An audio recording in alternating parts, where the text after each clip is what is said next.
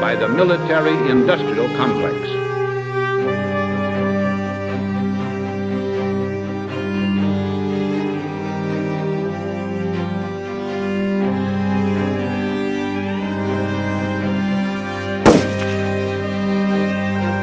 I'm just a patsy.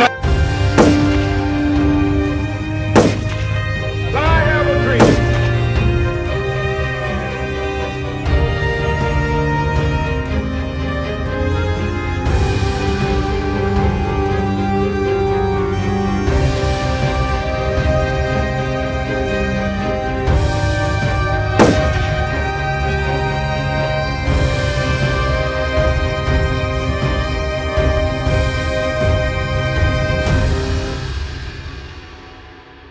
I said this once or twice, but it bears repeating. If you like your current insurance, you will keep your current insurance. You think about the Army and the Navy and the missions they run to protect the world, they run on SAP. You have done a really spectacular job. I guess pretty much everybody at this table is your customer, so that's not so bad. Exactly. I want to congratulate Thank you, Mr. President. Thank you.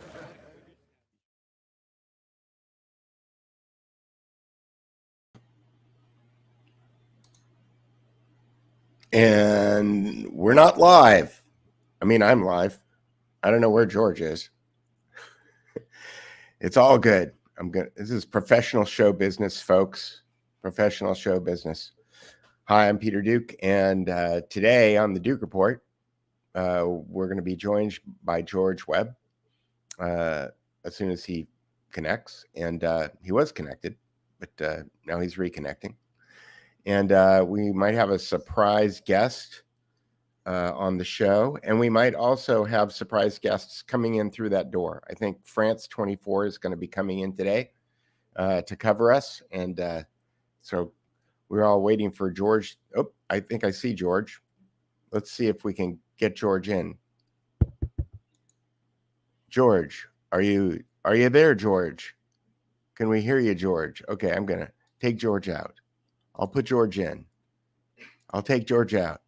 I'll put George in. I'll take George out. Boy, this is annoying, isn't it? All right, here we go. Let's try it again. George, can you hear me? It says you're muted. It says you're muted. Let's see if I can unmute you. Can I unmute George? Unmute. Maybe he and I are both trying to unmute George at the same time. Can you hear me, George? Can everybody hear me? Let's start there. Settings, audio, H5. I hear you. You hear me? Yeah, I think we've got bad internet. Yes. Do you have a rogue backup running someplace? You know, Peter, I think I'm going to go outside and try out. Okay, George is going to try outside. Hi, everybody. How you doing today? So France 24 is going to be walking through that door. I told them if they got here early that we could talk, and they said, "Oh no, we're going to get here right in the middle of the show." So there it is. What can you do about it? So while we're waiting for George, maybe I should go over the top story of the Duke Report today, which is that the Supreme Court ruled that New York cannot add constraints onto issuing a concealed carry permit. Now, I'm of the mind that the Second Amendment basically says that you have the right to defend yourself, and I don't think that you need to ask the government's permission to carry a weapon. But that said, in New York, there's a concealed carry law. There it is. And we'll see if George can join us, and we will try it again. Hey, Peter, how are you? I'm great, George. How are you doing? Good. It's like one of those things where you think you're getting in line for, I don't know, a cup of coffee, and it turns out to be the most crazy roller coaster ever at Disneyland. Mm-hmm. But that'll be fun for the first 3 minutes as an intro, right? Because that's what being in war's like. So sorry about that, folks. It adds authenticity, George. You know, I have introduced. You probably remember this. Maybe a lot of people don't. But in the old days of technology, there was a saying: "Shaving a yak." Do you remember yak shaving? So yak is, but I don't know the yak shaving. Okay, so basically it's one of these things where you go to install a program, but you find out that the program won't install unless you upgrade the operating system. And then you can't upgrade the operating system until you find the number to put in. And you can't find the number because the number is in a notebook that you put in your garage, and it's in a box. And there's a pile of boxes on top of the box that have other things that you should have done. And so 3 weeks later, when you get around to like installing the software, 3 weeks later, you remember that you were trying to install the software. So that entire modern process was referred to in the early days of the internet as shaving a yak. I love it. I'll use that because that happens a lot. I thought, well, you know, let's get a little bit better audio. Let's get a little bit better video. Because, you know, I'm just using my phone right now. And I thought, well, let's go try that. And I fired it up. Everything worked great. But all of a sudden, the internet just, it takes more bandwidth. I don't know why. So you wouldn't think with the PC would be less bandwidth or the Mac would be less bandwidth. But there you go. There you go. Yeah. So George, you had some interesting tweets today. The FDA has banned JUULs. I put that in the title because I figured it would get more clicks. Well, I think that John Podesta and Tahir Javid are having their last JUULs right now. They're smoking their last vape cartridges right now. It's sort of like that guy in Saving Private Ryan, where it's the sergeant who has a can of earth from every campaign, you know, Sicily and all that. John Podesta has, you know, like Libya, Syria, Sudan, Yemen, you know, Ukraine, with all of his JUUL cigarette packs. You know, it's Indeed. like we use these everywhere, man. We nano dotted the crap out of those suckers, you know, and now they're coming to get us. Oh man, Tahir. And here's Tahir being the #1 contributor to Hillary Clinton through the Clinton Global Initiative, saying, can't we call Braverman? Braverman can get to Kolomoisky.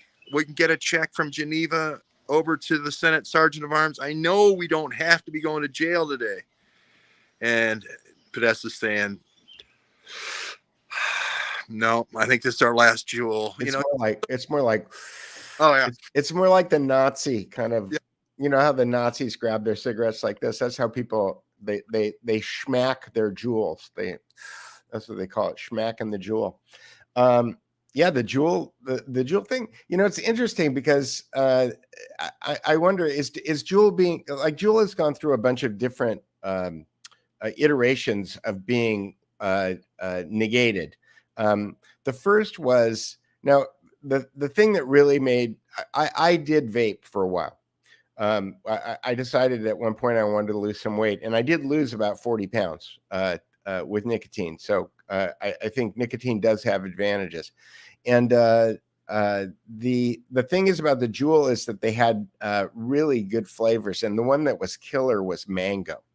And there was this crypto bro that I met, a guy who's developing a stable coin named Miguel Morel.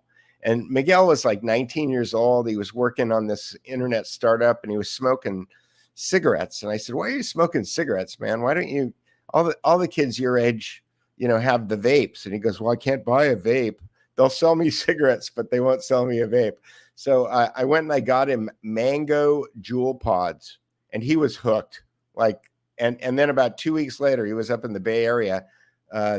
San Francisco banned fruit flavored JUUL pods. They just, again, I don't know what the law is that allows a government to come in and say a particular flavor of a particular product is illegal. But he was developing a stable coin, and I told him that if he really wanted to have the most valuable stable coin, that he should peg the value of his stable coin to mango JUUL pods, because they became like more precious than Bitcoin. Oh, that's pretty good. I was just going to say, if Rahm Emanuel looks at a spreadsheet on any given day and sees that drug sales are down, he can pretty much pick up the phone and, you know, end competitors anywhere in the globe. But these are legal drugs, right, George? Oh, these are legal. Yeah. Yeah. Sure. They're because they're stolen from the. They're not manufactured in Pakistan. Well, that's okay. That's Yeah. legal, but and as long as we intercept them in transit as they leave the Library of Congress before they get to Pakistan, it's pretty much fair game. Any kind of drug patent, it's pretty much fair game, especially if you're running a DHS op, try to see if there's some congressmen, and they're a little slippery, you know, that are a little pinko that may fall for the communist bribe. You can pretty much listen to everybody's conversation on Capitol Hill and try to bribe them with women, orange or mango JUUL pods, anything you want, really. Yeah. It's honeypot slaughter pens all the way down. Honeypot slaughter pen. There's Dave Underdown. I was just thinking about him today about something, and it'll come up. I'm sure. We were thinking about. We were talking last time on Tuesday, sort of about Bilderberg, and I left out kind of the other guy of Bilderberg. We talked about Prince Bernhard, who's a lot of fun. You don't get that much fun in one guy, you know. Yep. Royal Dutch Shell, Farben Builder, Nazi spy, plus, you know, 3 different families I think he had. But Victor, everyone's now saying, "Oh, you're Mossad again," because I didn't cover Victor Rothschild, and I'm supposedly burying that. He was a Royal Dutch Shell executive, and he was the co-founder of Bilderberg, and he founded it through this kind of he hid his involvement through this professor in Poland, but everyone knew it was Victor Rothschild. But the interesting thing about Victor Rothschild is he had the debating society. He had the Russian nuclear weapons secret debating society at Cambridge. All of the people that were in the Cambridge Five he recruited in the debating society at Cambridge. Kim Philby, Guy Burgess, Don McLean, you know, go down the list, all 5 of them. And isn't it interesting, as those nuclear secrets were coming out in 44, 101st Airborne, Market Garden, and D-Day, isn't it funny how when those secrets were coming out, they just happened to stop at those guys' desks before they went to Russia with the secrets, and then Russia had a A-bomb 5 years faster than everybody thought they'd have it, and they had an H-bomb even quicker 3 years after the United States had it. I'm just wondering if Victor Rothschild was a part of that. Who knows? I mean, but I'm more interested in the fact that because you fail, this is, we get people in comments sometimes that make the same accusations that because we don't name somebody that we're obviously Mossad. And it's like, sometimes we just forget. Like, it's not it's not that difficult, Yeah. I think that if I was Mossad, I probably have a bigger place, Me too. It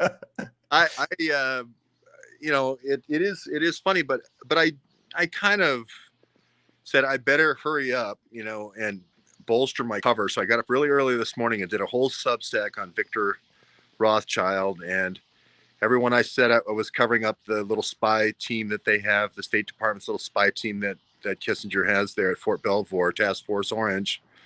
So I updated that, and so I hope that'll get the Mossad accusers happy for a day or two until the weekend's over. Yeah, well, I don't think you're anybody if you haven't been accused of being Mossad at least 2 or 3 times a year. It's about right. That's about right.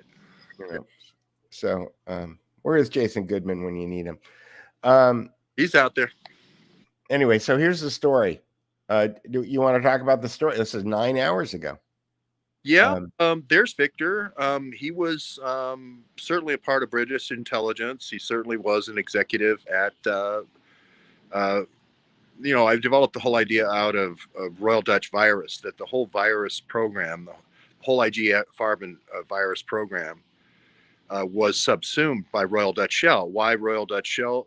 Royal Dutch Shell did all the shell companies for getting the Nazi war machine, oil and gas, as well as a whole bunch, lubricants and all that stuff. So if you look at Prince Bernhard and the whole idea of psychological operations and covert action, it started before World War II, when the sanctions started coming down on the United States and Standard Oil. And the Rockefellers used Royal Dutch Shell as kind of the pass-through. So they say, well, we'll sell to now the Rockefellers also used Panama. Panamanian. So remind me, because is Royal Dutch Shell aligned with or in competition with British Petroleum? Are they? I always thought they were in competition. You would think they were. But yeah. Victor Rothschild here, and then Jacob Rothschild, etc., managed to kind of put them together on certain projects, especially like wars. Turns out it's a lot better to have partners in causing wars and then it's also you reduce your risk in the investment, sort of thing like investing in a startup. And he was very big in British Petroleum as well.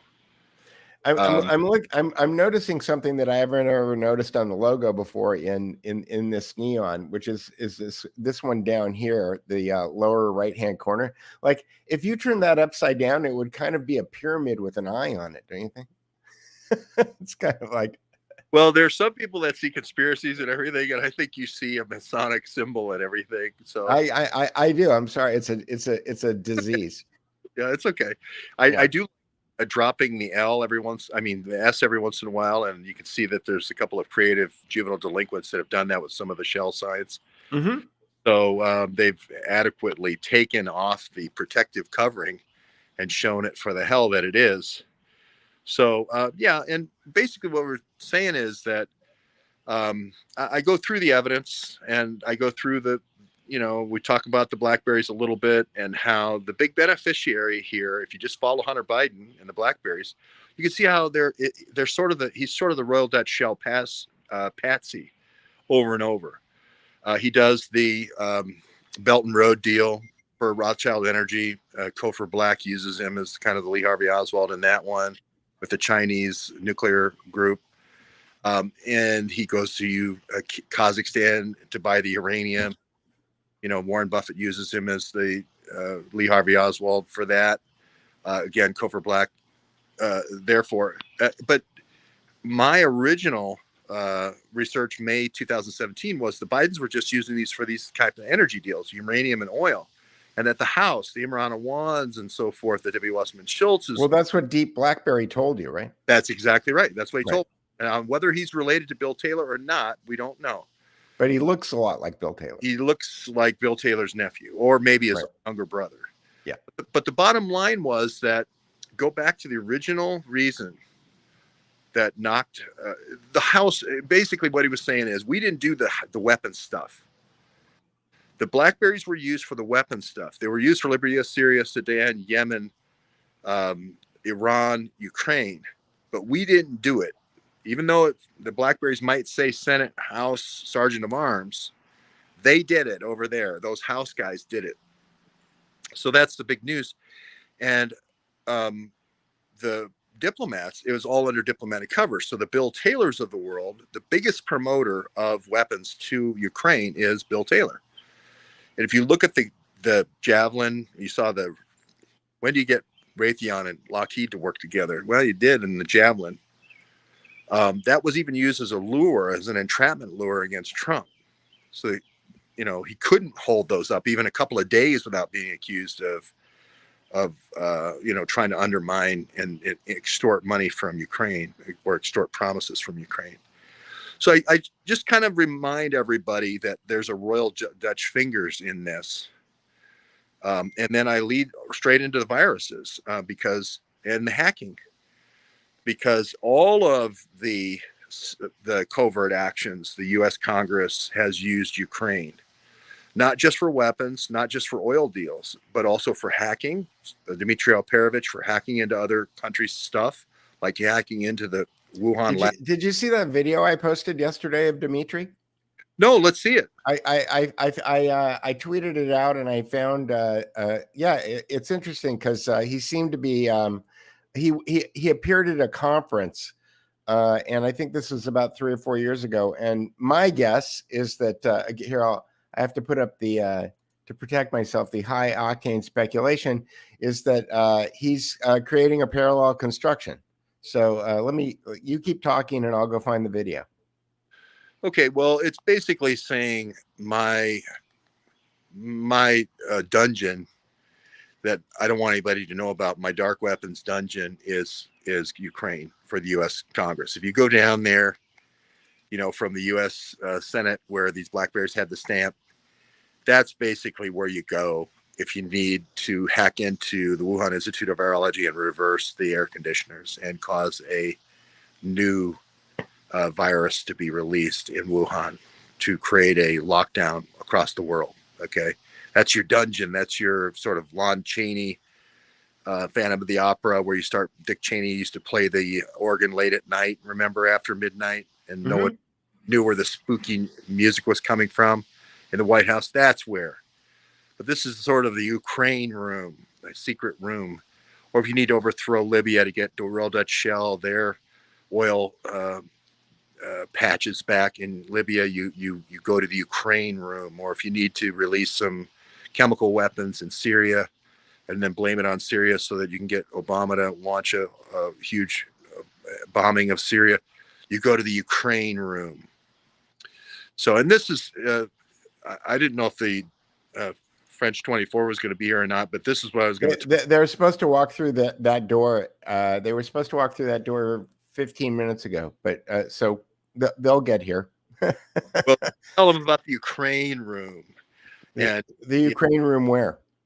It's in the U.S. Capitol. It's called the Senate Sergeant of Arms. It's where we have a witness and where we have physical evidence saying this is where we do the covert actions. We just did the energy deals. The House guys did the weapons deals. But if you look at how would this person have known that all the information they gave me about Imran Awan checked out. I had it way before Luke Rosiak as far as how Imran got to the United States. Inter-America was the name of the company. And they were talking to you about Ukraine 4.5 years ago, 4 years ago.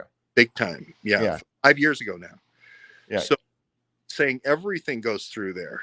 So and the House guys are doing the dirty trick stuff. We're just doing the stuff we're supposed to be doing. The State Department gave these Blackberries so that they could negotiate the Iran nuclear deal, supposedly. But they had them since 2009. because that's when they apparently started secret negotiations for the Iran nuclear deal. And they were using them for all these other stuffs, like the overthrow of Libya, overthrow of Syria. Hillary. Is there a chance that that was a throw, that they were really just doing Ukraine all the time, and they were telling you that so that, you know, everybody would go in that other direction? Yeah, I mean, I think all these things were launched out of one office in Kiev. Yes, I think the one office is the Nabu. You and I were there with Roger Stone the night Lee Stranahan said, "Oh yeah, the office you're looking for is the Nabu office." Or well, I might not have been with you in the room. It was the night you were taking our pictures and Roger's pictures. Yeah, and we went and had drinks afterward. And you filmed me and Lee sitting together, right, in a beautiful black and white photo. And that's when Lee told me, and I don't even know you're there. When Lee told me it was Nabu, and it was the same people that did the hack of the DNC, you know, and that linked up with all the people that did Libya, Syria, Sudan, Yemen, and the Ukraine overthrow. I was like, oh my God, you've just, you know, put all the pieces together for me. And so I was quite, you know, I was listening to Lee intently because I was getting a piece of the puzzle that I didn't have before. But anyway, there's somewhere in your black and white. I think I could find the picture, but I have the video queued up. I can go find the picture. Let's do the video. Well, okay. So this, I'm going to skip ahead, I think, on to where he starts talking, because there's some kind of pleasantries that are kind of BS at the beginning here. The DNC hack actually is a technical hack. Was actually pretty simple and pretty typical of the intrusions we see day in, day out. Someone hacks in, you know, via an email that they send you, what's known as a spearfish. It looks real. You click on it, and an attacker gets onto your system and starts hoovering data surreptitiously from your machine, and you are none the wiser. What was most impressive to me, and I actually was amazed that it got relatively little attention in the news, is a set of attacks that happened this summer, what were known as NotPetya attacks. And these were extremely destructive attacks where someone hacked into a company called Medox. It's a Ukrainian company, actually, truly Ukrainian. And they manufacture tax filing software. So if you're doing business in Ukraine and you want to file taxes with the government electronically, you can use the software. Or if you're doing deals, illegal deals, and you're either money laundering or bribing people, then there's a good chance that the bookkeeping for that stuff might be in that system. Or, right? or you could give this to the Republican senators on Capitol Hill and let them send you their. I mean, there's all kinds of different ways to interpret this, but I'm calling bullshit on this story. Okay. Okay, so here we go. And someone, and the assumption has been there was also the Russians, hacked into this company, and through an update to the software, basically infected everyone that was using the software automatically, because the software had an auto-update capability, and delivered malicious payload that automatically destroyed not just the system that was running this Medox software, but it virally spread through the network and destroyed the entire network. And this was... How convenient. Does this sound like a pandemic to you? This is when you have Rick Bright, you know, at BARDA saying, hey, all a virus is anymore now is code. Hey, that means we can go get all the guys that we had from the cyber hacking days, and now they can spread viruses by code. Yay! It's like a new lease on life for Dimitri's career. So here we go. Yeah. Okay. So here we'll go back to Dimitri. Yeah. It's just like, I was kind of slack-jawed. And what's really funny is that I found this completely by accident, because there's a book. I'm adding books to the book section of the Duke Report. And there's a book called The Second Oldest Profession that Jay Dyer recommended. That's about the spying business. It's about espionage. And I typed in the second oldest profession, and I get this Dmitry Alperovitch video. I'm like, how, again, there's only 700 people in the Google world. Knows. So, yeah, exactly. It's clearly directed by someone who wanted to do damage to Ukrainian economy, and it hit a lot of Ukrainian companies. But one of the things that they probably didn't anticipate is that you also had a lot of multinational Western companies that were doing business in Ukraine, and as a result had to file taxes in Ukraine. So you had companies like FedEx, for example. They were hugely affected, and they just published their numbers that it would cost them 2% of their revenue that quarter, this attack. And we worked with a number of companies, many of them public. They were down for weeks. No email, no ability to use any of their computing devices, no ability to serve customers. Really, really devastating attacks that cost many of them hundreds of millions of dollars, in some cases billions of dollars. And this is really the new types of attacks that worry me, those that are destructive in nature, not just theft of information, not just theft of emails, but can really have huge impact to our way of life. And in some cases, can even impact healthcare, because some of the companies that were impacted were actually in the healthcare business. As a result, there were some surgeries that had to be delayed. People could have died as a result. So very damaging stuff. Okay, so let's talk about the Russians first. Maybe you can tell us the story of your involvement in the DNC. How does it look? You get invited one day to look at the computers. What do you see? How do you find it? And how does it look from the day that you show up? This is really interesting because most people know about what happened after we came out publicly last June, in June 2016, and announced that it was Russia. But actually, something that's not well known is that the US government had actually known for many months before we ever got involved and ever got the call from the DNC that the Russians were inside the DNC. So what we now know is that initially the Russians broke into the DNC in July of 2015.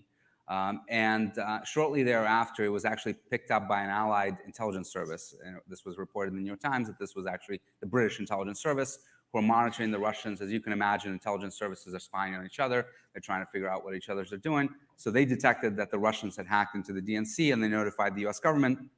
And ultimately, made its way through the US government bureaucracy, and the FBI placed a call into the DNC to let them know that the Russians are hacking them, except that they didn't really have a relationship, and the agent that was in charge of making the notification literally called the main number of the DNC, asked for the security guy. He was told that the DNC doesn't have any security guys, but they would be happy to redirect him to the help desk, which they did. And the individual that picked up the phone wasn't even a DNC employee.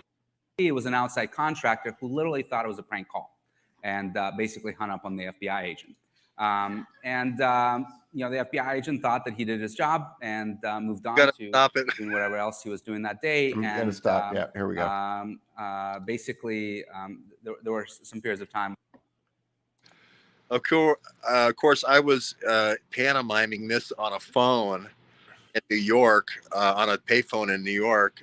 When I heard the story first, the guy's name's Justin Hawkins. I remember Hawkins because of the mental thing, Jim Hawkins from Treasure Island. And they called way more than once. They called the help desk 4 times over 4 different months saying, hey, oh, by the way, you're getting hacked. The most important political organization in the world. And you have a back channel where you're running overthrows, that we see here on the computer. And we just thought we should tell you. And then I'm not kidding. I know you're not. It's like so.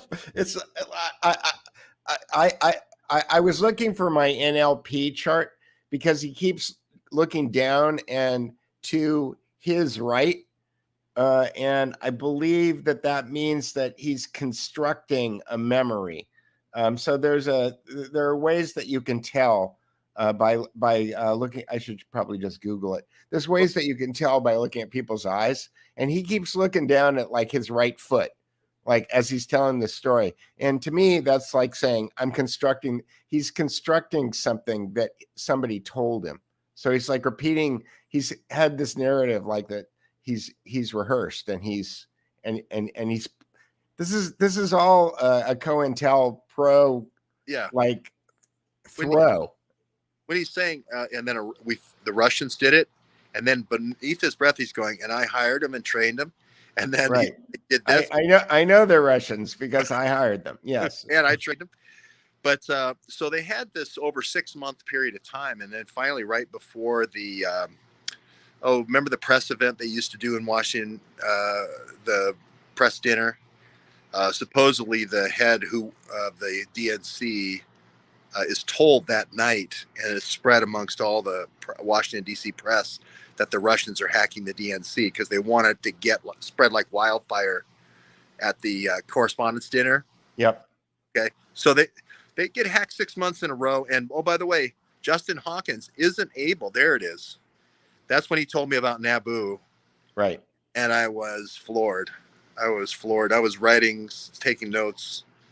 But anyway, and Lee gets the credit also for saying that Dmitry Alperovich's CrowdStrike is the ones that somehow hacked into the MH-80 missile system. Right? Remember the missile that's shot down the Dutch plane over Ukraine? And how did CrowdStrike know about that? How were they involved in that? Again, Dmitry, unfortunately, and there's a recent interview where Kolomoisky's laughing about that shoot down. He goes, oh yeah, every once in a while these things get shot down. We can't leave this technology in these kind of beginners' hands and stuff. And so it's really a shocking. Yeah, yeah. It's one of those Klaus Schwab laughs. Yep. Here we go. So here's the chart, and what this chart tells you is that, okay, so if they're looking at you, okay, and it's hard for me to do this because I believe this is mirrored, so maybe this will work. But if they're looking down and to their right, or as you're looking at them to their left, it means that they've constructed it. And the way that this works, and this is all scientific, this is all proven science here, that it's kinesthetic. It means that they're coming from a place of feeling.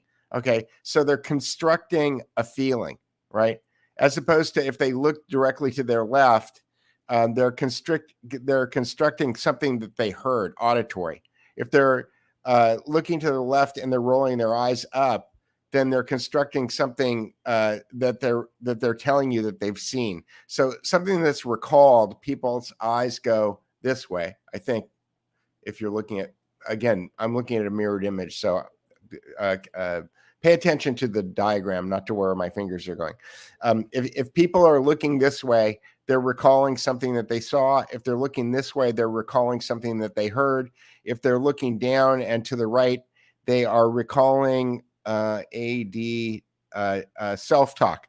They're remembering a conversation they had with themselves. It's interesting. So this is all part of. Go ahead. Go on.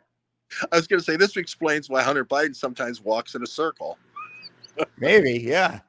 It's the only place he can see. Exactly. So when I watch, it's interesting because when I watch people on stage and they're doing things like this and they're going through, he's obviously like running a script in his head. And when you run that script, you kind of go into alpha state. When you go into alpha state, you lose control of your eyes, and your eyes start telling. If people are observant, they can tell what you're thinking. There's a woman who does body language. It's like Bombard's body language. I think she wound up getting banned off of YouTube at one point.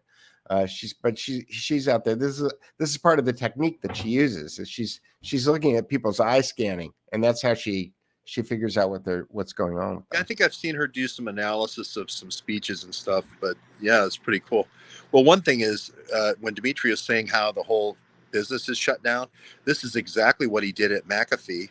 And this is exactly what happened to these CFOs. And these CFOs would pay anything to get the McAfee software because McAfee knew what the attack was, and we knew what the antivirus was. This was the other side of the house. This was the dirty side of the McAfee house. And I think I might have gotten fired for this when it was. We hired this group, 12 people. I know I've told the story before. But we hired this group of hackers from Moscow, 12 hackers. And they wrote viruses. I thought they were going to come in and write cyber detection, hacking detection. No, they wrote viruses. The other thing they did is took PGP. We bought the company called PGP, Pretty Good Privacy, which allowed people to have pretty good privacy on their phones. And he ported it to the BlackBerry. This is the whole reason when this story broke, I was like, hey, wait a minute. That's our hacker. Hey, wait a minute. He's the guy who ported PG. He took our PGP and put it on the BlackBerry and put a backdoor in for the CIA or the FBI or both. Right. So this is your Forrest Gump moment, right? This is my Forrest Gump moment where I'm going, hey, that's the wolf. That's the wolf, and he's talking to all the sheep in the audience, saying, "Come back tonight at 8 o'clock. I'll bring my friends." It's like, oh no. Yeah, it's crazy. I mean, the number of coincidences just kind of blow my mind. And again, I turned it over to God at a certain point. It's like I have my funny joke that I make that there's only 700 people in the universe, and the rest are just kind of NPCs that are there to make us believe that it's much bigger. But the number of coincidences that you and I run into all the time is just it blows my mind. Well, part of it is I'd never gone to Washington, D.C. I'd have never done citizen journalism if I hadn't seen Dmitry Alperovitch as the guy who was supposedly solving the case for the DNC hack. I mean, that I knew that this was completely upside down. Well, and Dmitry is also, I think he's the CTO for the Atlantic Council. Oh yeah, yeah. And then there's a lab, D Lab. I can't remember what the name of the other kind of counterintelligence company that presents themselves as a security company, but they're always making these kind of like dire cyber pronouncements about stuff. Did you ever get a chance to take a look at that Robert Grant video that I sent you? That where he demonstrates how he breaks public key encryption. Oh, how he breaks it? Yeah, a little. His method's different than what I think Dmitry used with elliptical key. Yeah, I'm not sure. I mean, if you use if you assume that Grant's not full of it, he shows how he breaks public key encryption in real time, and that seems to be much quicker than anything that anybody else could do. Well, and that was always the knock on it. And CrowdStrike and Dmitry's father was one of the key people that would push. Remember, he used to be a spy. He used to run KGB cyber warfare. Right. They brought him into Pittsburgh. Peter Strzok, 1995. Peter Strzok's dad, and they ran.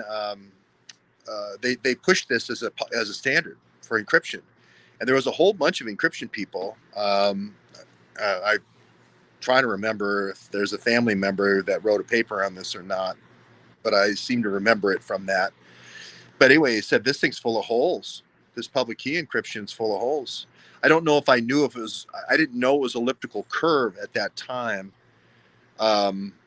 Mark Kulak did a great show on Dmitry Alperovitch, and got into the whole history of this. Yeah, it wasn't RSA encryption. The Diffie-Hellman and all that, and I know a family member had kind of tuned me in into all that. This goes back to 98 for me, because that's when 98, 99, 2000, that's when I worked for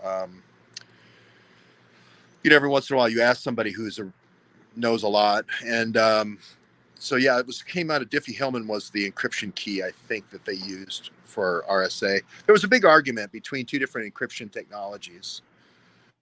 Yeah, but I think I talked about this on another show because I was working on the X-Files at the time, and we wanted to put up a e-commerce site, and we couldn't put up e-commerce on the internet because it wasn't secure. And so like within a few days of the standard being adopted, we put up one of the first e-commerce sites on the internet where we sold a book, a t-shirt, and I don't know, a mouse pad. I can't remember what we sold. And we sold out all of our merchandise in 3 days. We sold $60,000 worth of merchandise in 3 days. Now, the thing is the X-Files website was like the only website on the internet. And this was the first e-commerce site. It was the first website where you could actually put something in. But what I remembered was that, and again, it's the usual suspects, right? The people that I believe that were in the organizing committee. Now I can get fact check on this. This is from 93, and I'm trying to remember it from 93, but I think it was like Jim Barksdale from Netscape and Mark Andreessen from Netscape and Elon Musk and Peter Thiel from PayPal,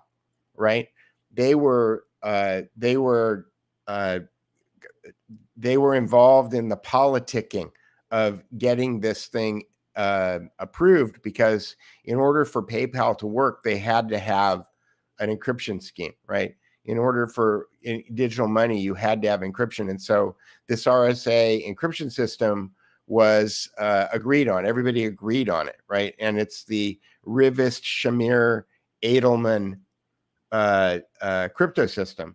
And what Robert Grant demonstrates in the video that I sent you is that you can crack this stuff like a walnut quickly. And he also comments in that video, I believe, that when somebody asked him whether or not it was possible that that was built into the system, some NSA consultants told him that they didn't think it was possible that the system was deployed without the prior knowledge that it was fundamentally flawed, that it had a backdoor built into it. Yeah, I remember when I was doing e-commerce too at this time, and I remember waiting for the SSL, the 443 port 443, upgrade to the Netscape server software so that we could do e-commerce as well. Because we had heard about X-Files, we had heard about all the T-shirt sales and the coffee cups, and we weren't going to let X-Files leave us in the dust. So at In Focus Systems, we were chasing you. But yeah, In Focus, those were projectors, weren't they? Yeah.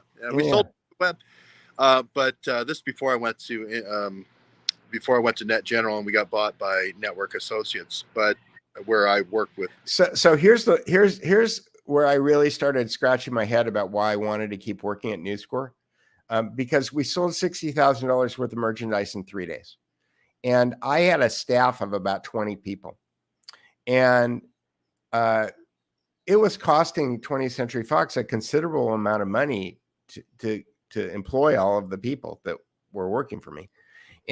But ostensibly we were part of the marketing department.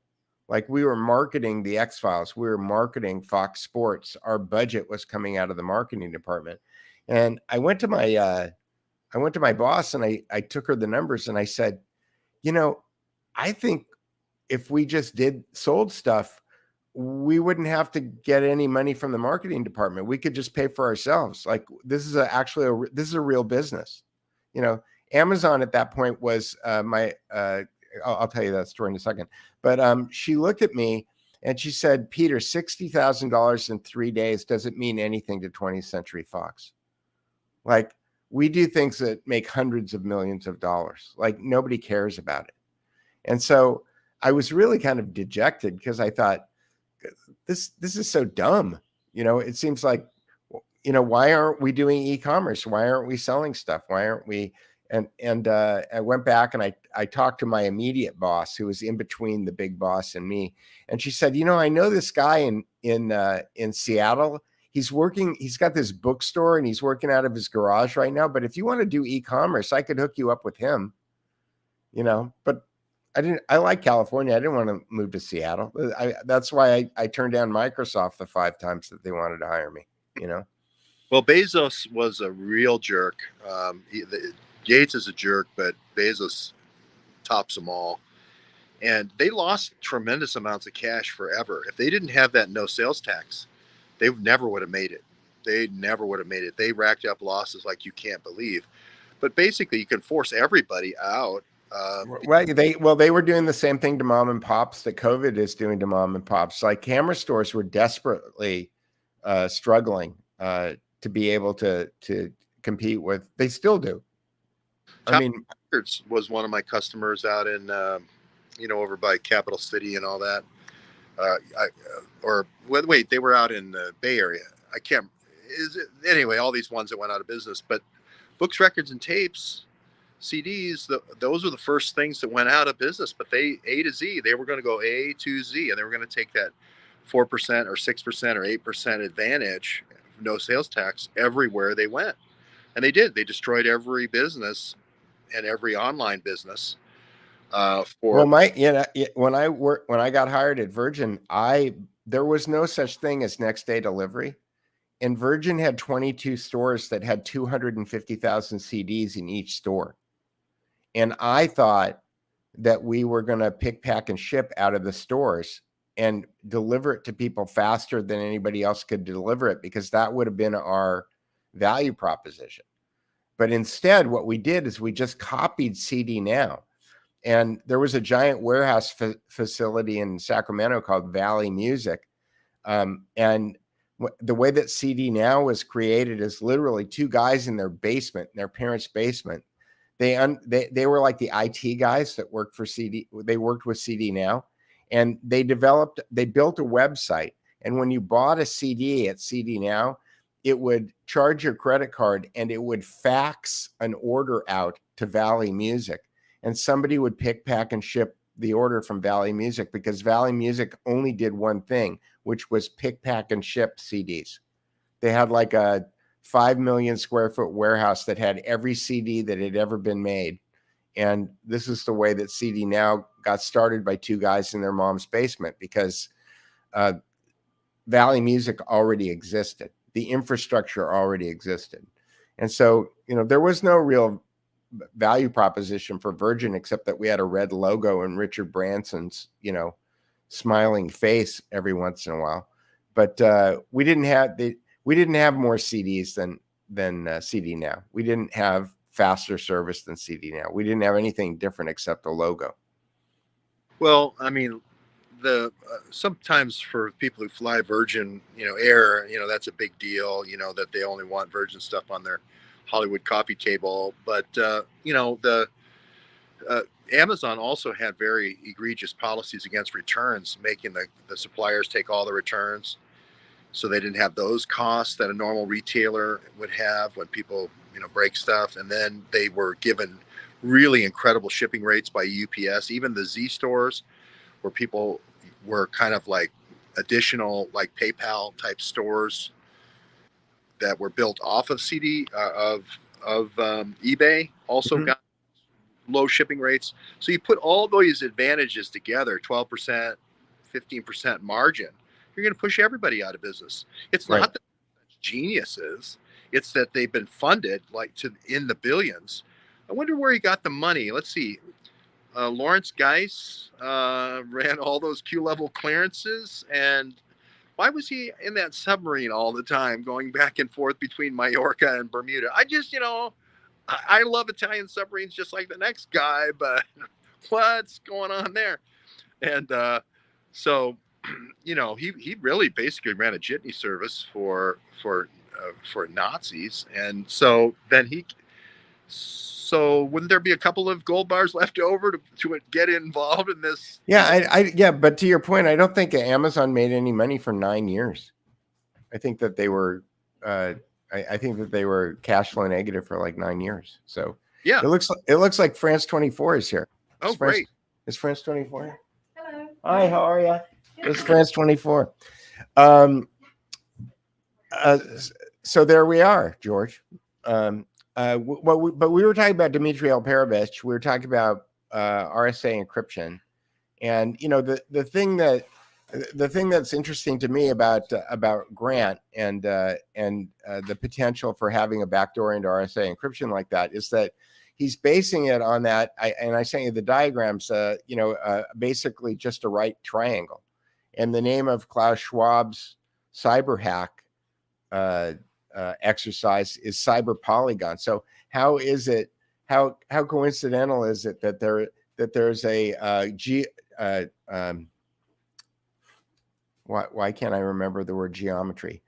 There's a geometric solution to cracking public key encryption, and Klaus Schwab names his exercise for a global hack on. He names it Cyber Polygon. Like, of all of the names in the world that you could pick, why would you pick Cyber Polygon? Well, I think there's a branding guy that works with Klaus. He has Davos Man, and that's supposed to describe a soy latte drinking, environmentally conscious, Bitcoin savvy tech guru who goes to Davos and then goes to Bilderberg right after that, and then spreads the word about the Great Reset and how that's going to be great for everybody. Because eating dog food, like Greta Thunberg said, will be done at the end of a 45 or at the end of a death camp. You're going to eat your dog food. Well, nobody's going to really hold a gun up and make you eat the bugs. What they're going to do is just make all of your food disappear, and then then you'll gladly eat the bugs. Dog food looks awfully good when you're starving to death. So yeah, exactly. Yeah. So I think I didn't see the thing, but if you take two prime numbers and multiply them against each other, you get a really, really big prime number. And the idea of factoring is how encryption works, and what that is figuring out what the two roots are to the big prime. And it turns out that's really, really super hard to do. That you need a computer to do, a big now hold it, Peter. You haven't let me finish my sentence, because people be confused. They think that I don't know what I'm talking about. I do know what I'm talking about. If it's not one of the things on the elliptical curve, it's on the elliptical curve. It's very easy to figure out. Very easy to figure out. We'll put it this way, Peter. I'll measure my thoughts here. Traditional cracking, they call it.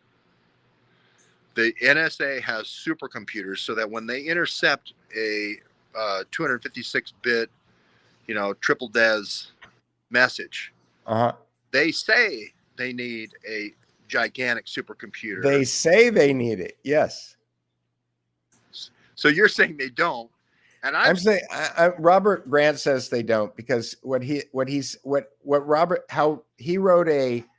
wrote a white paper on what he calls quasi-prime numbers, which is a number that he discovered. He claims that he discovered, and a quasi-prime number is a number is two prime numbers that are multiplied with each other. So the way that public key encryption works is that you take two prime numbers and you multiply them together and you get your key. And what Grant said is that there's something. He speaks 12 languages and he's a mathematician. So what he noticed when he was looking at the numbers is there's something that he refers to as periodicity. Periodicity, yeah. Periodicity, which some people call numerology, right? But he noticed that there's patterns in numbers that are multiplied in prime numbers that are multiplied together. And he started rendering out products in a 12 or a 24-hour clock. When Albert Einstein classically would solve a proof, he'd be doing it on a blackboard, and he'd be doing it one line at a time. And what Grant did is that he started thinking, well, maybe this stuff is base 12, or maybe there's some other base on this system that makes more sense. And he started factoring his proofs out in this kind of clock face, and he noticed these patterns, and he calls these things quasi-primes. So once he realized that he could recognize a quasi-prime, then he started trying to solve for the root.